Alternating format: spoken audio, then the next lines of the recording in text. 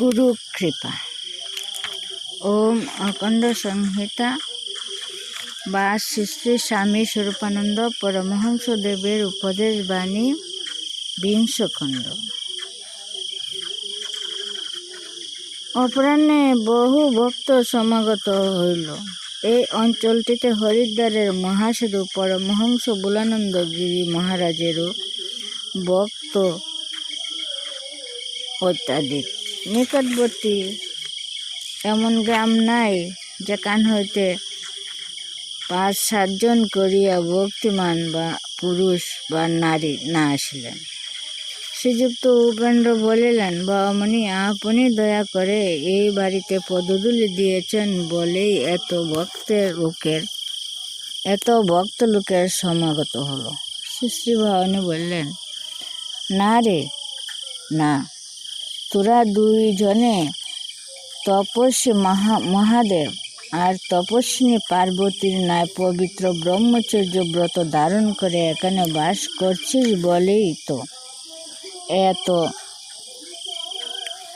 এত সব ভাগ্যবান বৈরাগ্যবান প্রেমিক মানুষেরা এখানে এলেন। মৃগনাভি লুক্ষায়িত থাকিলেও তার সুগন্ধ আপনা আপনি চৌদিকে ছড়ায়।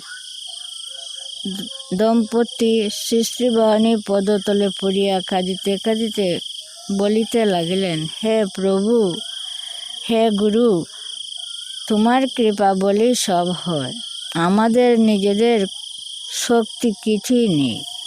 শ্রী শ্রী ভবানী বললেন, ঠিক কথা, গুরু কৃপাতে যার বিশ্বাস আছে তার আবার পতনের ভয় কোথায়?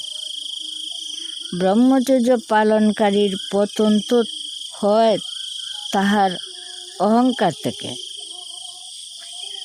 গুরু কৃপাতে বিশ্বাস অহংকারে মুখ্যম দাওয়াই।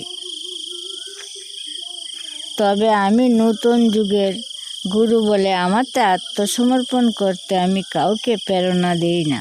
যতক্ষণ আমি একটা রক্ত মাংসের মানুষ ততক্ষণ আমাতে আত্মসমর্পণের কোনো মানেই হয় না।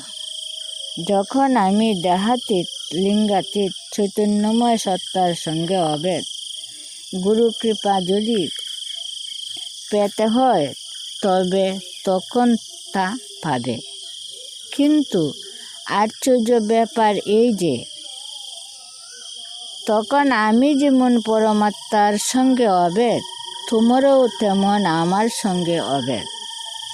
এগুলি উপলব্ধির কথা, যুক্তিতর্কের কথা নয়।